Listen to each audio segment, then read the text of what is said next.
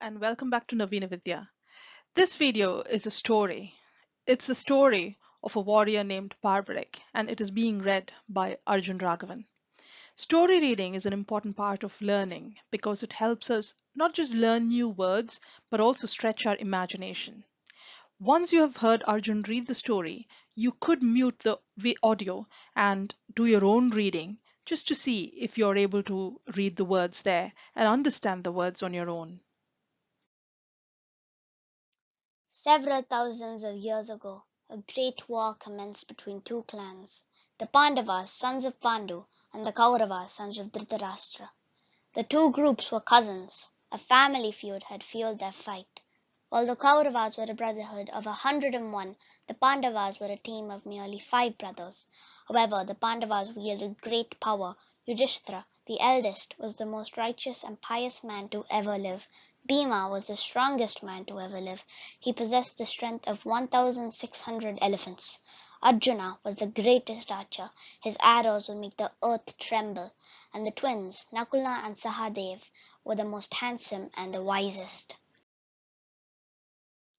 The Pandavas also had Krishna on their side.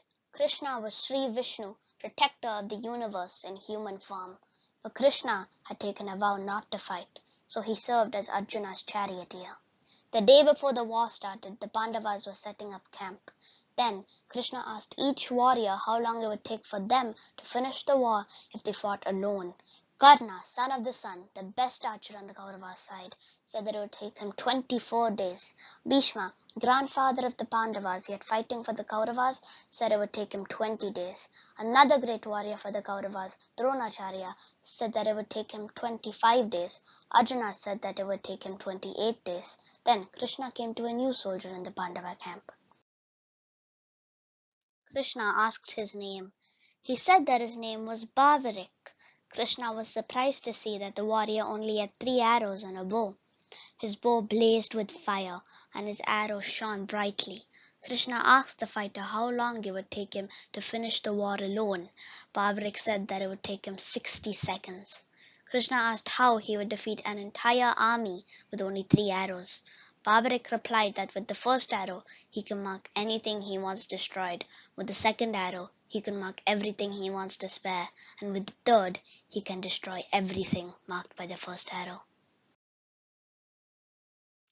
Krishna, wanting to know more about Barbarik, asked where he had come from. Barbarik said that he was from the south. He also stated that he would only fight for the losing side. If the Pandavas were losing, he would fight for them. If the Kauravas were losing, he would switch to their side. Curious to test this power, Krishna took Barbarik to a banyan tree. He requested Barbarik to tie all the leaves from the tree. There were thousands of leaves shrouding the branches of the plant. Barbarik pulled his first arrow and closed his eyes.